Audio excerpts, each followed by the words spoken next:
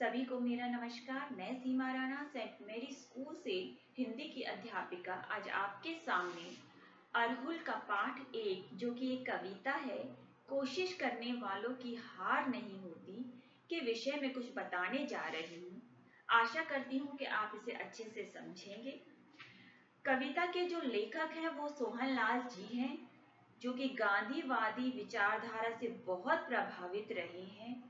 उनकी कई कविताएं, उपन्यास, संग्रह जो है आप ऑनलाइन देख सकते हैं। उन्हीं की एक बहुत ही विख्यात, प्रेरणा देने वाली यह कविता है जिसका नाम है कोशिश करने वालों की कभी हार नहीं होती। तो पहली पंक्ति से हम शुरुआत करते हैं।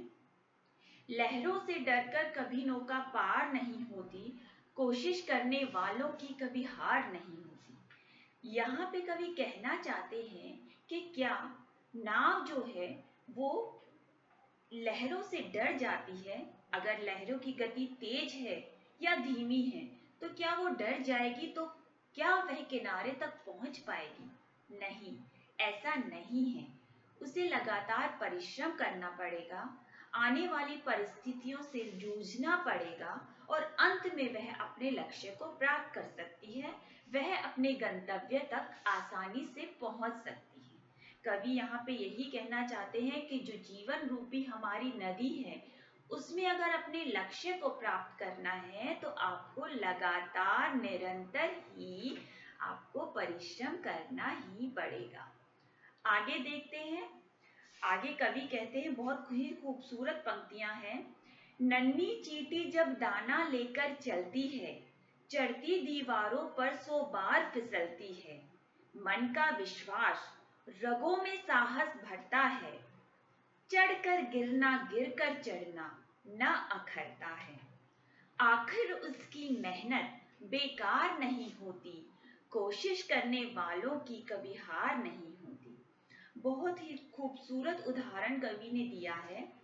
यहाँ पे कवि ने एक चींटी, एक नन्हे से प्राणी का जो है उदाहरण दिया है कि वो अपने से भी भारी दाने को उठाकर अपने गंतव्य तक जाने के लिए आगे बढ़ती है।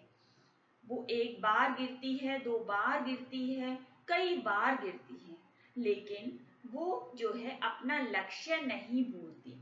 उसका बार बार गिरना और गिर कर चढ़ना उसके रगों में और उत्साह भर देता है कि मुझे जो है अपने गंतव्य, अपने डेस्टिनेशन तक पहुंचना ही है, चाहे उसके लिए उसे कितनी भी मेहनत क्यों ना करनी पड़े।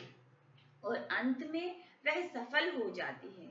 अगर वह उस दीवार से बार बार गिरने का भय अपने मन में बैठा लेगी तो वो कभी भी जो है अपने लक्ष्य को प्राप्त नहीं कर सकती।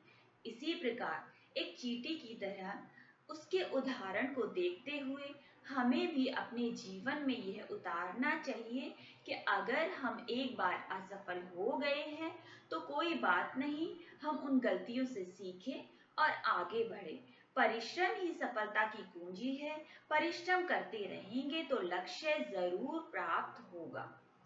आगे देखते हैं, एक और उदाहरण दिया है कवि ने।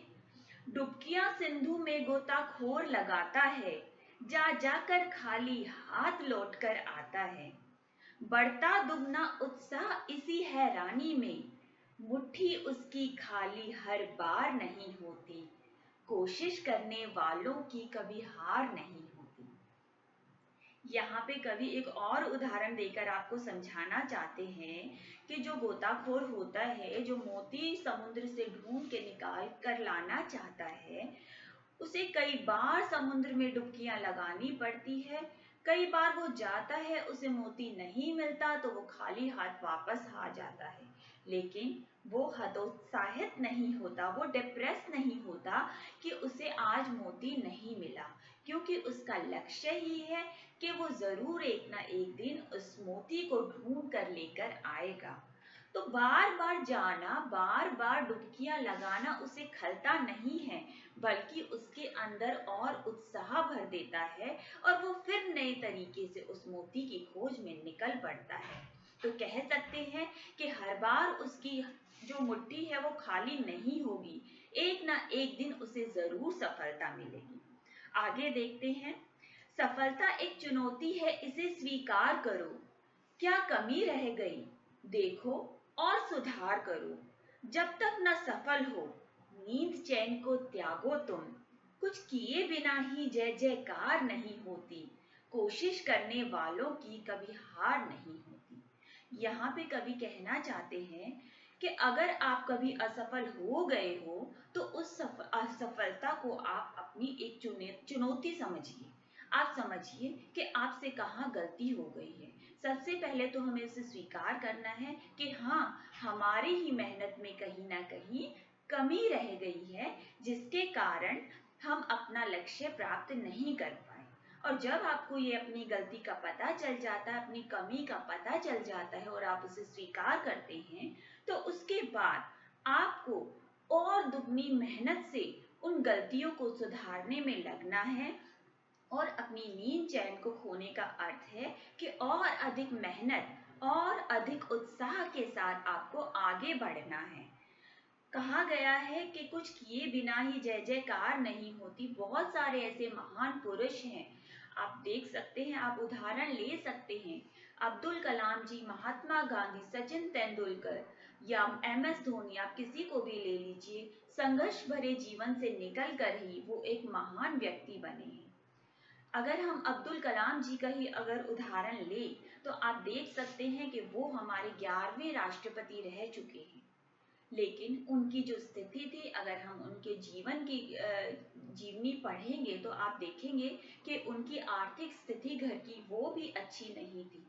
स्कूल के दिनों में वो पढ़ने में भी इतने अच्छे नहीं थे, लेकिन उनके अंदर थी नई चाह, कुछ सीखने की लालसा, जो उनको एक बहुत बड़ा महान वैज्ञानिक और देश का 11वें राष्ट्रपति के रूप में उन्हें स्वीकार किया गया। तो संघर्ष भरी कहानियां आप पढ़िए, उन्हें उनसे समझिए कि लक्ष्य ऐसे ही नहीं मिलता है। हमें मेहनत करनी पड़ेगी, बार बार कोशिश करनी पड़ेगी और हम उसको समझ सकते हैं। धन्यवाद।